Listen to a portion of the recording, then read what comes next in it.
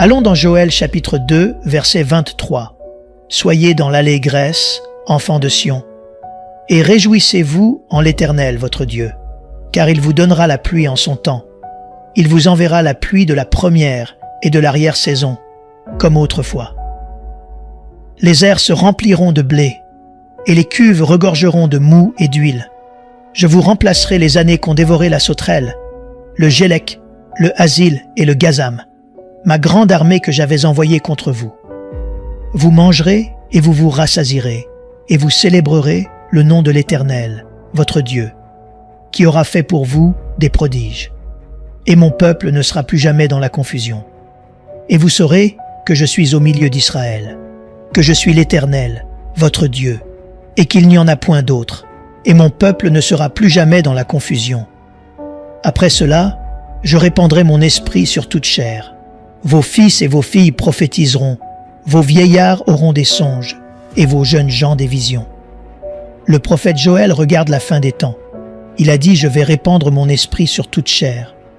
Dans l'Ancien Testament, l'Esprit de Dieu n'était pas répandu sur toute chair. L'Esprit de Dieu était principalement sur les prophètes, les sacrificateurs et les rois, ainsi que sur les personnes ayant des missions spéciales. C'est là que l'Esprit de Dieu était répandu. Joël parle prophétiquement. « Je vais répandre mon esprit sur toute chair ». Et il dit au verset 23, « Il vous enverra la pluie de la première et de l'arrière-saison ». Qu'est-ce que la pluie? C'est le symbole de l'onction. Je vais faire pleuvoir. Puis il continue et dit au verset 24, « Et les airs se rempliront de blé, et les cuves regorgeront de moût et d'huile. Je vous remplacerai les années qu'ont dévoré la sauterelle, le gélec, le hasil et le gazam, ma grande armée que j'avais envoyée contre vous. Vous mangerez et vous vous rassasierez, et vous célébrerez le nom de l'Éternel, votre Dieu, qui aura fait pour vous des prodiges. Et mon peuple ne sera plus jamais dans la confusion. La honte est une force très très puissante. Je méditais il y a quelques instants sur 2 Samuel, et comment David a dansé quand il a ramené l'arche avec juste son pagne. Sa femme n'a pas du tout aimé ça. Mais la Bible dit qu'il n'avait pas honte. Comme je l'ai dit, la honte est une force très puissante. Elle peut amener les gens à faire des choses vraiment étranges. Puis il continue au verset 28 et dit « Après cela, je répandrai mon esprit sur toute chair. Vos fils et vos filles prophétiseront. Les vieillards auront des songes et les jeunes gens des visions. » Je vais couvrir quelque chose aujourd'hui qui semblera presque trop beau pour être vrai. Mais c'est vrai. C'est vraiment ce qu'on appelle une bonne nouvelle. C'est pour vous. Je vais prêcher cela une seule fois et vous allez le comprendre. Allons à Colossiens chapitre 1 verset 25. C'est d'elle que j'ai été fait ministre. C'est l'apôtre Paul qui parle ici. Selon la charge que Dieu m'a donnée auprès de vous, afin que j'annonçasse pleinement la parole de Dieu, le mystère caché de tout temps et dans tous les âges, mais révélé maintenant à ses saints. Il appelle cela un mystère, ce qu'il est sur le point de vous donner. Ce mystère est simplement quelque chose qui dépasse la compréhension humaine. Par exemple, la scène. La scène n'est pas juste un rituel que nous faisons le 4e dimanche ou le 1er dimanche du mois, mais elle peut être un moment de guérison surnaturelle, parce que c'est un mystère. La louange et l'adoration. Un mystère. Une fois, je me souviens quand j'étais au séminaire et que je suis rentré à la maison, les choses n'allaient pas bien du tout. Et ma femme m'a dit « Pourquoi ne louons-nous pas simplement le Seigneur ?» J'ai dit « Je ne veux pas louer le Seigneur. » Si vous vous souvenez quand Paul et Silas étaient en prison, ils ont prié puis ont loué Dieu au point que les autres en prison les ont entendus. Soudainement, la prison a tremblé. Pourquoi? Parce que la prière envoie des anges, mais la louange amène Dieu lui-même. Et c'est un mystère. La louange est ce qu'il faut faire quand on ne sait pas quoi faire. Un autre mystère, laver les pieds, l'un des moyens les plus puissants de se débarrasser de l'orgueil. Mais nous avons substitué le divertissement à l'onction. Et ça ne va pas marcher, les amis. La Bible parle également du mystère des langues. Parler en langue. Quand vous parlez en langue, vous prononcez la volonté de Dieu et vous la dites à Dieu. Ce qu'il dit ici, c'est qu'il y a un mystère. le mystère caché de tout temps et dans tous les âges, mais révélé maintenant à ses saints, verset 27, qui Dieu a voulu faire connaître quelle est la glorieuse richesse de ce mystère parmi les païens, savoir Christou. En vous l'espérance de la gloire. C'est ça le mystère, Christ en vous. Christ n'est pas le nom de famille de Jésus. Christ signifie « loin est son onction ». Ésaïe 10, verset 27, le décrit comme la puissance de Dieu qui ôte le fardeau et détruit le joug. Christ peut être considéré comme la puissance de Dieu. C'est la puissance de Dieu sur la chair humaine pour faire ce que seul Dieu peut faire. Christ. En hébreu, c'est le Messie. Mais cet oint et son onction sont mentionnés dans Zacharie, chapitre 4, verset 6. Il dit « Ce n'est ni par la puissance, ni par la force, mais c'est par mon esprit, dit l'Éternel des armées. » Cela signifie que les choses ne seront pas faites par l'armée. Elles ne seront pas faites par l'effort naturel, mais elles seront faites par l'onction de Dieu, par la puissance de Dieu. Je parle de ce qui va se passer dans les derniers jours. L'onction ne sera pas quelque chose, ce sera tout. Paul parle de cet oint et de son onction. Allons à Philippiens chapitre 4 verset 13. Je puis tout par qui? Christ. Qui quoi? Me fortifie. Christ signifiant loin et son onction.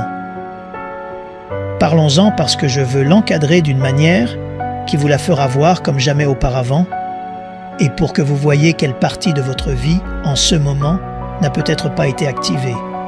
À partir de ce soir, elle le sera. Il y aura des choses que vous accomplirez à partir de ce soir, que vous n'avez jamais accomplies auparavant dans votre vie. Dites Amen à cela. Commençons avec Adam. Revenons à la Genèse, chapitre 1. Nous voyons que Dieu a fait l'homme à son image, verset 26, et à sa ressemblance. Et il dit qu'il domine sur les poissons de la mer, sur les oiseaux du ciel, sur le bétail, sur toute la terre, et sur tous les reptiles qui rampent sur la terre. Dieu a tracé une ligne et a dit « Je vais leur confier la terre », ce qui signifie que moi-même, je ne la contrôle pas. Je vais les laisser gérer la terre. Verset 28. Dieu les bénit et Dieu leur dit « Soyez féconds, multipliez, remplissez la terre et l'assujettissez, et dominez sur les poissons de la mer, sur les oiseaux du ciel et sur tout animal qui se meut sur la terre. Soyez féconds, multipliez et remplissez la terre, c'est renouveler et fournir perpétuellement. » Je voudrais que vous voyiez quelque chose. Il a donné à Adam cette responsabilité et il l'a béni.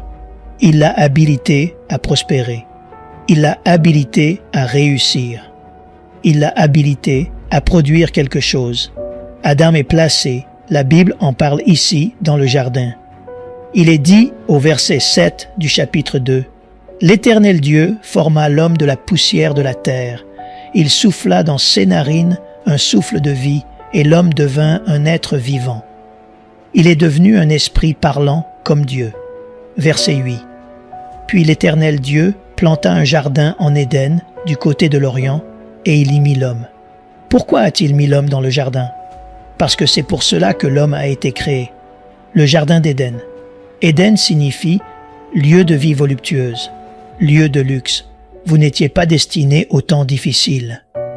Ici, il a pris cet homme et l'a mis dans l'environnement où la présence de Dieu était. Et partout où Adam allait, il était censé reproduire ce jardin. Il avait la bénédiction pour le faire. Plus loin, il lui a fait une interdiction. Il lui a dit de ne pas manger d'un certain arbre, verset 17. « Mais tu ne mangeras pas de l'arbre de la connaissance du bien et du mal, car le jour où tu en mangeras, tu mourras. Tu seras séparé de moi. » Verset 18. L'Éternel Dieu dit « Il n'est pas bon que l'homme soit seul. Je lui ferai une aide semblable à lui. » L'Éternel Dieu forma de la terre tous les animaux des champs et tous les oiseaux du ciel, et il les fit venir vers l'homme, pour voir comment il les appellerait, et afin que tout être vivant portât le nom que lui donnerait l'homme. Ce qui signifie que quel que soit le nom qu'il leur donnait, C'était le nom même que Dieu donnait. Remarquez qu'il n'y avait pas d'université dans le jardin. En effet, il nomme chaque insecte, chaque oiseau, chaque plante. Il a tout nommé sans université. Le nom que j'ai donné à cet enseignement est « Remplacer les années ». Restaurer les années. Je ne parle pas de restaurer les années de votre vie telles que « j'ai perdu mon cousin »,« quelqu'un m'a volé mon argent ». C'est plus que ça. Remplacer les années. Nous allons vous ramener jusqu'au jardin. Cette onction qui est dans les derniers jours va vous ramener à une existence qu'Adam avait dans le jardin avant la chute. Que s'est-il passé ensuite? Voici que Satan arrive. Satan vient, il tente Ève. La Bible dit qu'Ève a été trompée. Elle a mangé du fruit parce qu'elle a été trompée. Elle pensait que c'était juste. Adam en savait plus qu'elle. Mais il en a mangé. Et une fois qu'il en a mangé, la malédiction a frappé la terre. Il y a un grand débat sur l'origine de cette malédiction. Parce que vous savez qu'elle ne venait pas de Dieu, parce qu'il n'a pas de malédiction. Elle venait de cet homme. C'est le pouvoir de cette bénédiction quand elle est renversée. Et cela a affecté tout ce qui volait, tout ce qui nageait. Cela a affecté toute la terre et le reste. C'est ça le pouvoir d'un homme. Je veux que vous voyiez cela. Continuons. L'homme est en difficulté, mais Dieu a un plan. Le plan qu'il a est appelé le plan de la rédemption. Dieu va racheter son homme. Ce plan est déjà mis en marche. Allons dans Genèse chapitre 12, verset 1. L'Éternel dit à Abraham, « Va-t'en de ton pays, de ta patrie et de la maison de ton père, dans le pays que je te montrerai. Je ferai de toi une grande nation, et je te bénirai. Je rendrai ton nom grand, et tu seras une source de bénédiction. Je bénirai ceux qui te béniront, et je maudirai ceux qui te maudiront, et toutes les familles de la terre seront bénies en toi. » Voici la traduction amplifiée du verset 2 dans la traduction amplifiée. « Je ferai de toi une grande nation. Je te bénirai et je multiplierai tes faveurs. Je rendrai ton nom célèbre et quoi? Distingué, et tu seras une bénédiction, dispensant des biens aux autres. Je bénirai ceux qui te béniront, qui t'accorderont prospérité et bonheur, et je maudirai ceux qui te maudiront et useront d'un langage insolent envers toi. Et en toi seront bénies toutes les familles et tribus de la terre, et par toi, elles se béniront elles-mêmes. » Dieu a dit à Abraham qu'il allait rendre son nom célèbre et distingué. Était-ce juste pour Abraham ou était-ce pour sa postérité également? Tout ce qu'il a dit à Abraham était pour Abraham et sa postérité. La Bible dit dans Galatès, chapitre 3, verset 29, « Si vous appartenez à Christ, vous êtes la postérité d'Abraham et héritier selon la promesse. Ce qu'il a promis à Abraham, il vous l'a promis. » Quand je suis venu à Chicago, je n'avais rien. Je suis venu avec $200. Nous étions allés au séminaire et étions revenus à Chicago, sans rien d'autre que $200 et aucun endroit où rester. Aujourd'hui, nous prêchons sur une base hebdomadaire à près d'1 milliard de personnes. Sur une base hebdomadaire. Aujourd'hui, nous avons des écoles de commerce, des écoles bibliques, et ainsi de suite. Écoutez, Dieu a promis que si vous le suivez, il va rendre votre nom célèbre et distingué. Dites Amen à cela. Je n'essaie pas de dire que je l'ai fait. Je dis juste que Dieu a dit « Je te rendrai ». Parce que si vous allez au chapitre 11 de la Genèse, vous verrez qu'ils essayaient de construire une tour de Babel et ils ont dit « Faisons-nous un nom ». Voyez-vous, Dieu ne veut pas que vous vous fassiez un nom. Il veut se faire un nom pour vous, de vous, par vous, pour vous. Parlons de cette onction. Dieu a dit à Abraham, « Écoute, ton peuple sera en esclavage pendant environ 400 ans. Puis je les délivrerai puissamment. Je les sortirai de la servitude et les ferai entrer dans le pays que je leur ai promis. » Ils étaient donc en esclavage. Dieu suscitait un homme nommé Moïse pour aller les chercher. Prenons le verset 19 du chapitre 3 de l'Exode. « Je sais que le roi d'Égypte ne vous laissera point aller, si ce n'est par une main puissante. J'étendrai ma main, et je frapperai l'Égypte par toutes sortes de prodiges que je ferai au milieu d'elle. Après quoi, il vous laissera aller. Laissez-moi le dire avec mes propres mots. Moïse, le peuple ne peut pas sortir de l'esclavage de Pharaon avec des capacités humaines. Aucun être humain ne peut vaincre le diable sans Dieu. Personne. Peu importe qui est l'humain. Quand tu descendras là-bas et diras à Pharaon de laisser aller mon peuple, je suis sûr qu'il ne les laissera pas aller. Pourquoi? Parce qu'ils l'aident à construire son économie. Ils sont des esclaves pour la raison que la plupart d'entre eux m'ont oublié. Ils ne me connaissent même pas. Tu vas devoir descendre et me réintroduire à eux, puisque maintenant, ils pensent que leur travail est leur source. Verset 21, « Je ferai même trouver grâce à ce peuple aux yeux des Égyptiens, et quand vous partirez, vous ne partirez point à vide. » 22. Chaque femme demandera à sa voisine et à celle qui demeure dans sa maison des vases d'argent, des vases d'or et des vêtements que vous mettrez sur vos fils et vos filles, et vous dépouillerez les Égyptiens. Moïse devait être envoyé là-bas. Je ne vais pas parler de Moïse ici, je vais juste parler de l'onction, mais je reviendrai à Moïse avant de finir. L'onction. Allons dans Nombres chapitre 11, verset 17. C'est Moïse et les enfants d'Israël dans le désert. Il les a délivrés, ils sont dans le désert, mais le désert n'est pas censé être l'endroit où ils doivent rester. Le désert est un endroit où il y a juste assez. Et vous n'avez jamais été conçus pour juste assez. Dites Amen à cela. Regardez ce que Dieu fait parce que Moïse a conseillé tout ce peuple. Nous savons qu'il y avait environ 600 000 hommes, c'est-à-dire des personnes de 20 ans et plus, et nous estimons un total d'environ 3 millions de personnes que Moïse a là-bas et qu'il dirige. Verset 17. « Je descendrai, et là je te parlerai. Je prendrai de l'esprit qui est sur toi, et je le mettrai sur eux, afin qu'ils portent avec toi la charge du peuple, et que tu ne la portes pas à toi seul. Moïse, voici ce que je vais faire pour toi. Je vais prendre ce que j'ai placé sur toi pour conseiller les gens, et je vais le mettre sur ces 70 autres.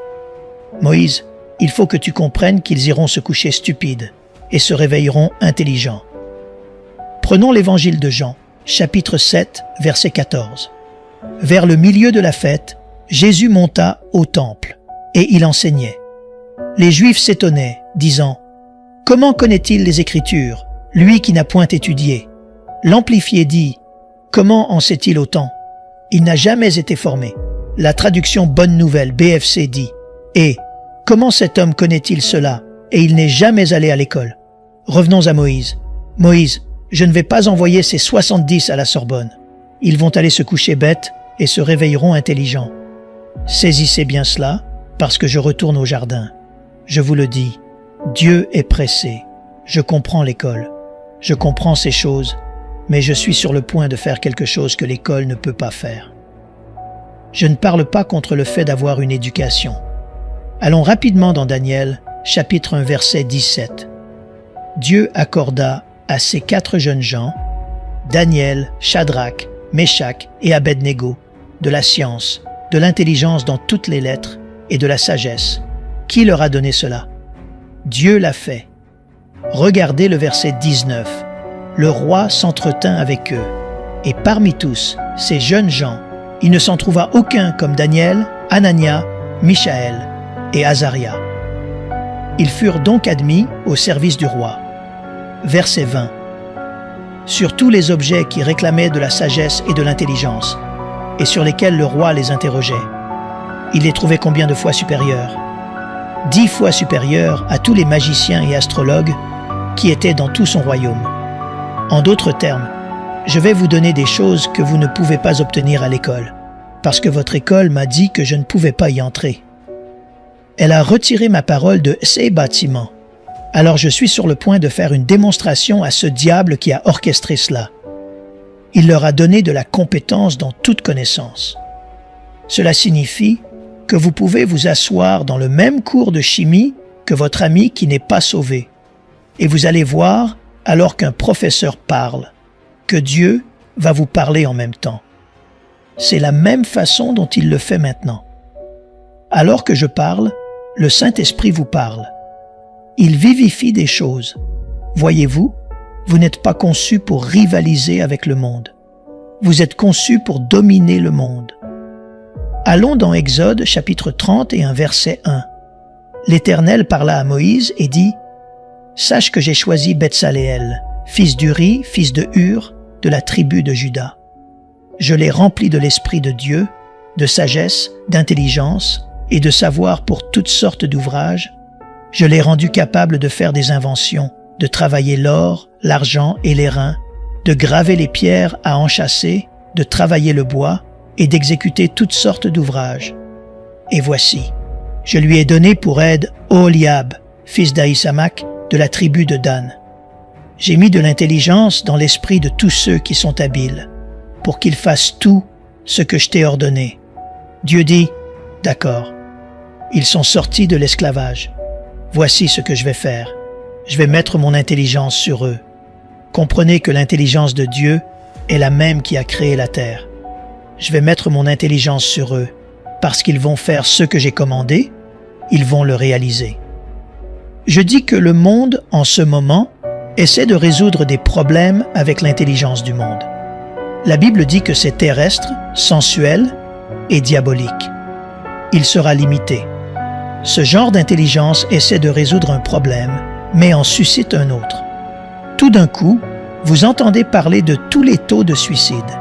Eh bien, vous n'avez qu'à allumer la télévision au moment des nouvelles et regarder certaines des publicités sur les médicaments. Ce médicament peut provoquer des pensées suicidaires. Pas étonnant que vous ayez un tel taux de suicide. Pourquoi? Parce qu'ils essaient de résoudre cela avec l'intelligence des hommes, et l'intelligence des hommes a des effets secondaires. Or, vous ne pouvez pas faire une overdose de ce que je vous donne. Ce que Dieu vous donne va résoudre ce problème pour toujours. Dites amen à cela. Continuons. Allons dans Deutéronome chapitre 34, parce que Moïse doit transmettre le leadership maintenant. Il ne le transmet pas en fonction de la quantité de connaissances académiques ou scientifiques que Josué a, mais regardez le verset 9 de Deutéronome 34. Josué, fils de Nun, était rempli de l'esprit de sagesse, car Moïse avait posé ses mains sur lui. Les enfants d'Israël lui obéirent et se conformèrent aux ordres que l'Éternel avait donnés à Moïse. Il l'a reçu par transmission. Je vous dis que vous pouvez obtenir cette transmission en me laissant vous prêcher. Vous ne venez pas seulement à l'église pour entendre un autre sermon. Vous venez ici pour obtenir une transmission pour sortir d'ici et faire quelque chose que vous n'auriez jamais pu faire. Allons à 1 Samuel chapitre 16 verset 12. Saül a été oint. La Bible dit qu'il a été choisi à l'époque dans 1 Samuel chapitre 9. Puis, il a été oint d'huile au chapitre 10 d'un Samuel. Il s'est transformé en un autre homme. La façon dont il a été choisi n'était pas le choix de Dieu. La Bible dit qu'il dépassait tout le monde de la tête. On dirait aujourd'hui qu'il était grand, brun et beau.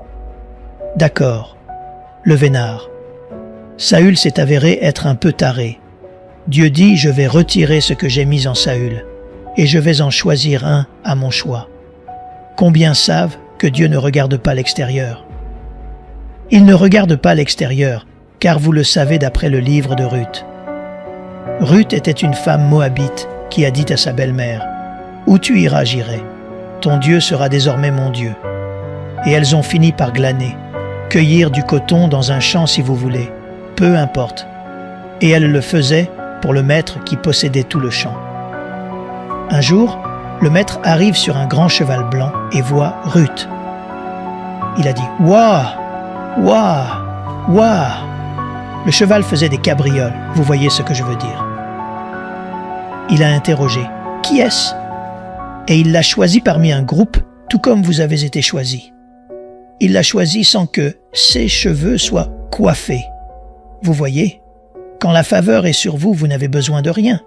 Je dis juste que trop souvent, nous essayons de plaire aux gens, mais nous ferions mieux de plaire à Dieu parce qu'il sait ce qu'il veut nous donner.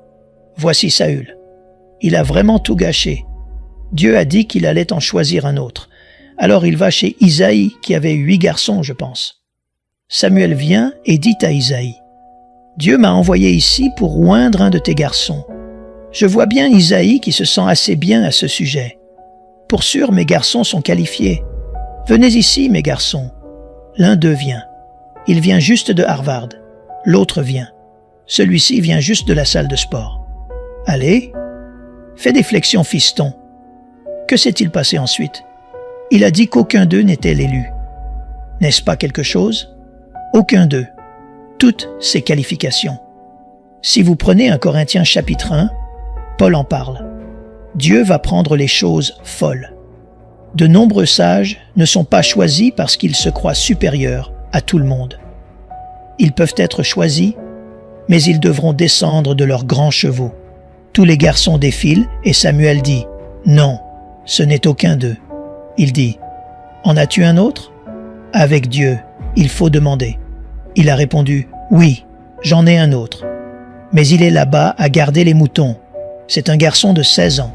En ce cas, fais-le venir. » Ils l'ont ramené et l'Esprit de Dieu a validé et a dit « C'est lui. » Dans le naturel, ça n'avait pas l'air juste.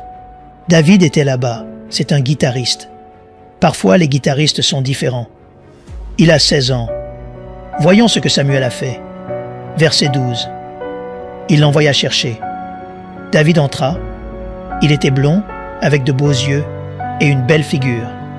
L'Éternel dit à Samuel, « Lève-toi, oins-le, car c'est lui. » Samuel prit la corne d'huile et l'oignit au milieu de ses frères. L'Esprit de l'Éternel saisit David, à partir de ce jour et dans la suite. Samuel se leva et s'en alla à Rama. L'Esprit de l'Éternel se retira de qui? Saül, qui fut agité par un mauvais esprit venant de l'Éternel. Dans l'Ancien Testament, Dieu pouvait le mettre sur eux et faire quoi? L'enlever. Mais il a dit, pour vous dans Jean 14, que lorsqu'il met son esprit sur vous, il sera avec vous pour toujours. Dites amen à cela. Au chapitre 17, vous pouvez voir pourquoi il a tué un lion, pourquoi il a tué un ours. À présent, il s'avance au front et regardez le verset 32. David dit à Saül, « Que personne ne se décourage à cause de ce Philistin. Ton serviteur ira se battre avec lui. » Saül dit à David, « Tu ne peux pas aller te battre avec ce Philistin, car tu es un enfant, et il est un homme de guerre dès sa jeunesse. » En d'autres termes, il a été entraîné à cela, depuis sa jeunesse. Tu ne peux pas aller contre lui. Il a répliqué, « Non, laisse-moi y aller. Comprenez que cette onction qui vient sur vous va vous distinguer. Elle va faire en sorte que, quelle que soit la situation que vous avez, vous n'allez plus la fuir. Vous allez courir vers elle. Regardez ce que David a dit. Dites confiance. Confiance dans l'onction. Oui, pas en vos capacités. Parce que si vous essayez de le faire avec vos capacités, l'onction ne vous laissera pas aller de l'avant et le faire. Mais quand vous savez que l'onction est sur vous et en vous, et que vous avez foi en cette onction pour faire face à des choses impossibles, et que vous libérez cette onction pour agir, vous verrez la même chose que David, et la même victoire sera remportée. Examinez David, parce que Dieu est sur le point de vous emmener dans un combat que vous ne pouvez pas gagner. Il est sur le point de vous mettre dans un problème ou de vous faire résoudre un problème que vous ne pouvez pas résoudre. Il est sur le point de vous donner une propriété que vous ne pouvez pas vous permettre. Vous feriez mieux de vous préparer. Il ne veut pas que vous disiez « j'ai fait cela ». Il a dit dans 1 Corinthiens chapitre 1 verset 29 qu'aucune chair ne se glorifiera en ma présence. L'onction vous fait parler comme Dieu. David court vers Goliath au verset 45 et dit aux Philistins, « Tu marches contre moi avec l'épée, la lance et le javelot. Et moi, je marche contre toi au nom de l'Éternel des armées, du Dieu de l'armée d'Israël, que tu as insulté. Aujourd'hui l'Éternel te livrera entre mes mains. Je t'abattrai et je te couperai la tête. Aujourd'hui je donnerai les cadavres du camp des Philistins aux oiseaux du ciel et aux animaux de la terre. Et toute la terre saura qu'Israël a un quoi. Dieu. Il n'a pas seulement dit qu'il allait tuer Goliath, il a dit « Je suis sur le point de tuer toute l'armée ». Il faut arrêter d'essayer de penser et ramener les choses à un niveau où l'on peut faire quelque chose. Prenez-le. Continuons. C'était David. Allons dans Juges, qui a 2 personnes impliquées. L'un d'eux était Gédéon. Vous trouverez cela dans Juges chapitre 6.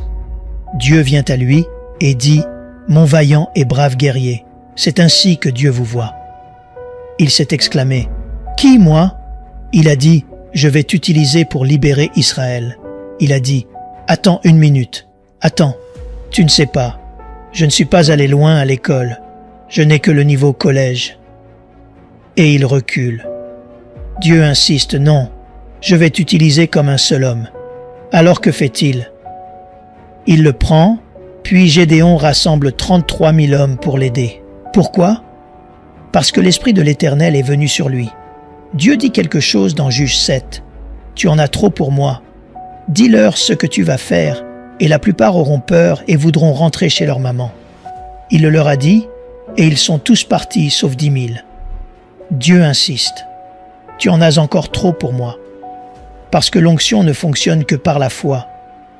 Et si tu peux le faire, la foi ne sera pas activée. Ainsi, Dieu va vous aider à faire ce que vous ne pouvez pas faire, pour que vous puissiez faire ce qu'il vous a demandé de faire. Gédéon a pris 300 hommes et a vaincu toute une nation. Des hommes oints. Puis-je continuer? Allons dans Juges 15 où on rencontre un homme oint nommé Samson. Examinons ce qu'il a fait au verset 15. Il trouva une mâchoire d'âne fraîche, il étendit sa main et la prit. Et il en tua combien d'hommes avec? 1000 hommes. Il tua 1000 hommes avec une mâchoire d'âne. Nous appelons cela une onction 1000 fois plus grande. L'onction. Un homme contre 1000? Dans Genèse et dans un Samuel chapitre 22, vous verrez que des hommes qui étaient fauchés, ruinés et dégoûtés se sont joints à David. Vous verrez dans 2 Samuel qu'un seul homme pouvait en tuer 800. Pourquoi? Ils ont pris cette onction par association. Dans un Chronique chapitre 29, vous allez voir combien ces hommes qui étaient dans la détresse, qui étaient endettés, et ainsi de suite, ont donné pour construire le temple. Ils ont donné des milliards. Ceux-là même qui étaient fauchés ont suivi un homme oint et ont donné des milliards. Il a tué 1000 personnes avec une mâchoire d'âne. C'est l'onction. Mais au chapitre 16, il a eu un problème. Cette femme nommée Délila l'aimait bien, et apparemment, il avait un petit faible pour elle. Tout ce qui a l'air bon pour toi n'est pas bon pour toi. Verset 16. Comme elle le tourmentait tous les jours par ses paroles et le pressait, son âme en fut affligée jusqu'à la mort. Il lui ouvrit tout son cœur et lui dit « Le rasoir n'a point passé sur ma tête, parce que je suis consacré à Dieu dès le ventre de ma mère. Si j'étais rasé, ma force se retirerait de moi, je deviendrais faible et je serais comme un autre homme. Recevez-vous la révélation? Comparé à une personne ointe, quelqu'un qui n'a pas cette onction est faible. Je n'essaie pas de parler de manière condescendante de qui que ce soit, mais je vous fais juste savoir que vous avez une onction. Dirigeons-nous vers une conclusion. Allons dans l'évangile de Luc, chapitre 4, s'il vous plaît. C'est Jésus annonçant son ministère. Luc, chapitre 4, versets 16 à 18. « L'Esprit du Seigneur est sur moi, parce qu'il m'a oint pour annoncer une bonne nouvelle aux pauvres. Il m'a envoyé pour guérir ceux qui ont le cœur brisé, pour proclamer aux captifs la délivrance et aux aveugles le recouvrement de la vue, pour renvoyer libres les opprimés, pour publier une année de grâce du Seigneur. » Ensuite, il ferma le livre, le rendit au serviteur et s'assit. Tous ceux qui se trouvaient dans la synagogue avaient les regards fixés sur lui. Alors il commença à leur dire « Aujourd'hui, cette parole de l'Écriture que vous venez d'entendre est accomplie. Je suis sur le point de vous dire quelque chose qui va vous échapper si vous avez l'esprit charnel. Mais si vous avez un tant soit peu de spiritualité, cela va vous enthousiasmer. » Jésus, dans Marc chapitre 1, a été baptisé dans l'eau. La Bible dit que quand il est sorti de l'eau, Jean-Baptiste l'a baptisé. Les cieux se sont ouverts. l'Esprit de Dieu est descendu sur lui comme une colombe. Qu'est-ce qui se passait? Il était habilité tout comme l'huile a été versée sur David. Il était habilité. Quelqu'un dira, mais Jésus était Dieu. Oui, nous savons qu'il était Dieu, mais il a mis de côté sa capacité divine et a dû opérer en tant qu'homme. Pourquoi? Parce que l'autorité terrestre a été donnée à un homme. Vous avez compris? Et s'il opérait en tant que Dieu, pourquoi aurait-il besoin d'être oint? Où allez-vous obtenir plus de puissance que Dieu lui-même? Je vais quelque part. Voici Jésus qui commence son œuvre. Il guérit les malades, ressuscite les morts, chasse les démons. Dans l'évangile de Matthieu chapitre 15, versets 29 à 31, il a même guéri les estropiés. La Bible dit, dans chacun des évangiles, qu'il les a tous guéris. Peu importe ce qu'ils avaient, il les a guéris. Dans Matthieu chapitre 8, le centurion est venu à lui et a dit « Mon serviteur est couché à la maison, atteint de paralysie. » Jésus lui dit « J'irai et je le guérirai. » Le centurion répondit « Seigneur, je ne suis pas digne que tu entres sous mon toit, mais dis seulement un mot et mon serviteur sera guéri. Je veux que vous compreniez ceci. Je viendrai le guérir. » Il n'a pas dit « Qu'est-ce qu'il a ?» Quel est le diagnostic du médecin? Qu'est-ce qu'ils ont dit? Ça n'avait aucune importance. Voici pourquoi je veux vous dire ceci. Jésus a dit dans Jean, chapitre 14, verset 10, « Ce n'est pas moi, c'est le Père qui demeure en moi, c'est lui qui fait les œuvres. Je parle et il fait les œuvres. » Jean 14, verset 12, « En vérité, je vous le dis, celui qui croit en moi fera aussi les œuvres que je fais, et il en fera de plus grandes. Il va les faire aussi, et de plus grandes. D'où cela vient-il? De l'Ancien Testament. Retrouvons Élisée qui suit le prophète Élie. Alors qu'il le suit, il a la révélation qu'Élie est sur le point de partir.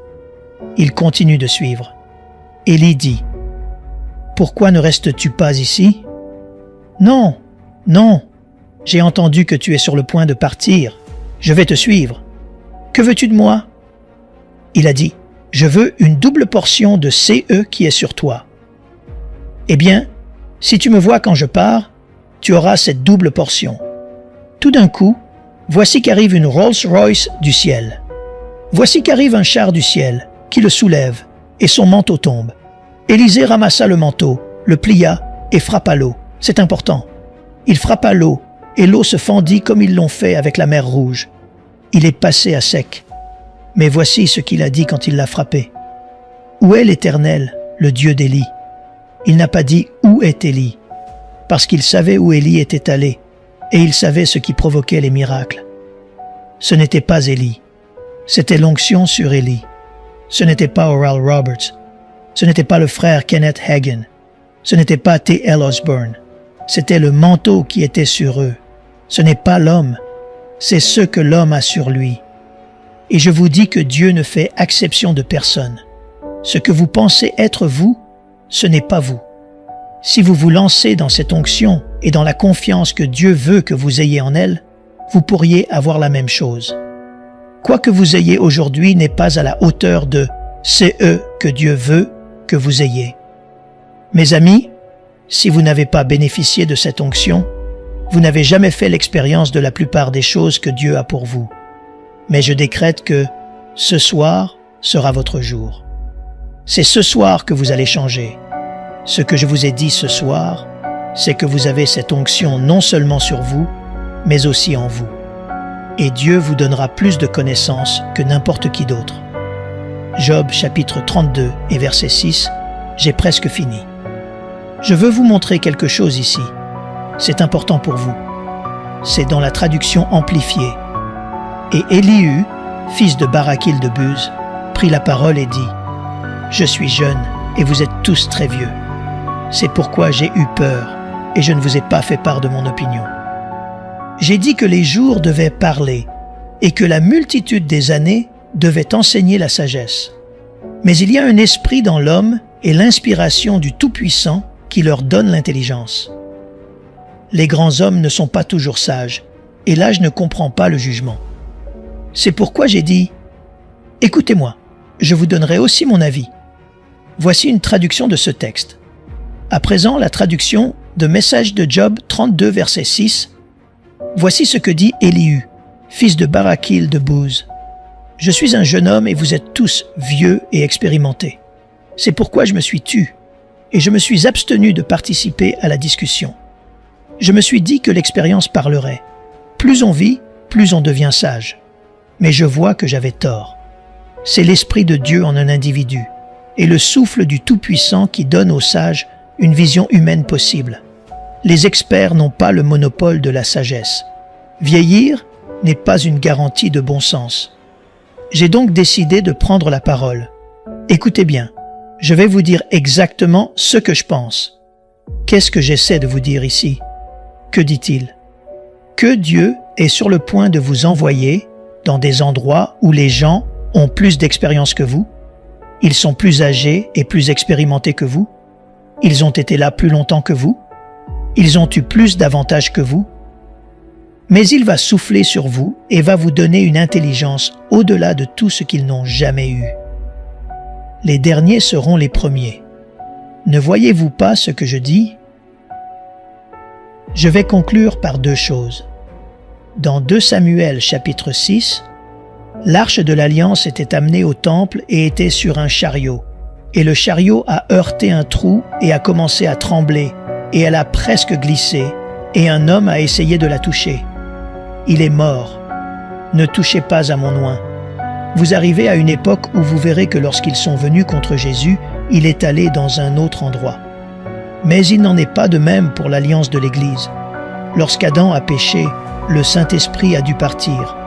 Il a dû partir, les amis. Il n'est revenu par certains canaux qu'à cause de la prière, ou parce que quelqu'un avait cru. C'est pourquoi vous avez vu l'échelle de Jacob.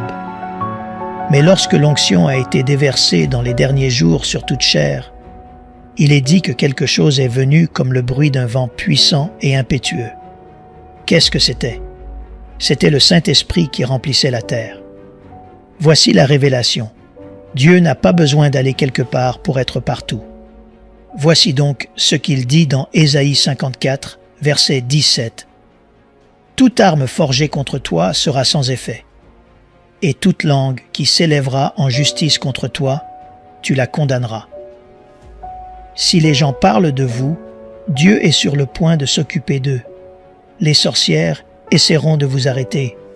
Dans Actes chapitre 13, il y a un magicien qui essayait d'empêcher Paul de témoigner au gouverneur. Mais voici ce qui s'est passé. La Bible dit que le Saint-Esprit est venu en Paul, et voici ce qu'il a dit. « Tu seras aveugle, sans voir le soleil pour un temps. » Et immédiatement la cécité tomba sur lui. Jésus n'a pas fait cela, parce que cela ne faisait pas partie de sa dispensation. Je dis que vous êtes sous une dispensation différente. Vous êtes sous une dispensation où ils ne vont pas vous empêcher de finir le travail que Dieu vous a appelé à faire.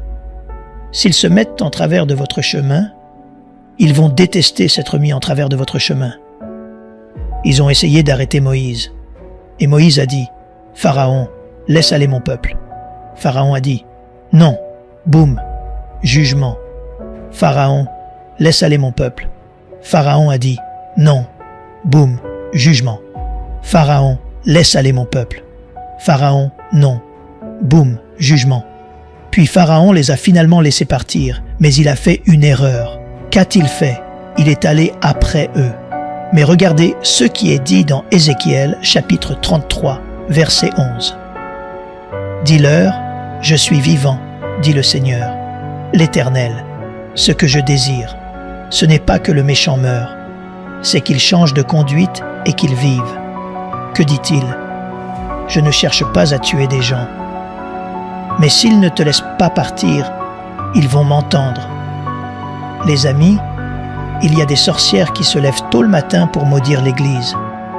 Mais nous entrons dans un temps où s'ils parlent contre vous, Dieu dit, « Je vais maudire ceux qui essaient de te maudire. » Les amis, non seulement Dieu va vous protéger, mais il va vous protéger, vous et votre famille. Votre fille peut aller quelque part, et vous ne craignez pas qu'elle soit agressée. Vous ne craignez pas que votre fils ait un accident. 16 jours sont terminés. Rendez gloire à Dieu. J'ai des versets sûrs et pour tout ce que je vous ai dit. Tout. Cet homme, Abimélec, a pris la femme d'Abraham et l'a emmenée dans son royaume. Que s'est-il passé? Dieu est venu à lui dans un rêve. Voici ce qu'il a dit, tu n'es qu'un homme mort. Il s'est levé, a commencé à supplier Dieu. Dieu a dit, demande à Abraham de prier pour toi, afin que tu ne meures pas. Voici ce qu'il a fait. Vous pouvez lire cela dans Genèse 20. Il dit que parce qu'il avait fait subir à Abraham un embarras ou une honte, il a donné à Abraham de l'or, il a donné à Abraham du bétail, et ainsi de suite. Je dis que c'est ce qu'on appelle la récompense. Cela dit que lorsqu'ils s'en prennent à vous et vous offensent, ils vont devoir vous payer. Croyez-vous ce que je dis? Vous allez devenir trop cher pour qu'on s'en prenne à vous. Est-ce le bon groupe auquel je parle? Il a dit, « L'Esprit du Seigneur est sur moi, parce qu'il m'a oint pour annoncer une bonne nouvelle aux pauvres. Il m'a envoyé pour guérir ceux qui ont le cœur brisé, pour proclamer aux captifs la délivrance, et aux aveugles le recouvrement de la vue, pour renvoyer libres les opprimés, pour publier une année de grâce du Seigneur. » Ensuite, il ferma le livre, s'assit, et tous ceux qui étaient dans la synagogue avaient les regards fixés sur lui. Il commença à leur dire, « Aujourd'hui, cette parole de l'Écriture que vous venez d'entendre est accomplie. » Et il s'est arrêté là. Mais ce n'est pas là qu'Ésaïe s'était arrêté. Il a dit, « Et aussi un jour de vengeance de notre Dieu. » Jésus n'a pas lu cela parce que ce n'était pas sa mission. C'était la mission du Saint-Esprit quand il est revenu. Désormais, il va exécuter la vengeance. La vengeance n'a rien à voir avec la revanche. La revanche est une œuvre de la chair. La vengeance est un jugement, et elle vient de Dieu. Et quand ils s'en prennent à vous, ils vont devoir payer. Et je dis que si vous croyez cela, cela fonctionnera pour vous. Si vous ne le faites pas, cela ne le fera pas. Je vous dis que vos jours de harcèlement sont terminés. Non seulement cela, mais vos jours de pauvreté sont aussi terminés. Vos jours de manque sont terminés. Nous n'avons pas compris la vengeance et l'onction. Nous avons été victimes. Ce n'est plus le cas. Nous sommes victorieux désormais. Et c'est ce que je suis venu vous dire. Rendez à Dieu la gloire qui lui est due au nom de Jésus. Amen.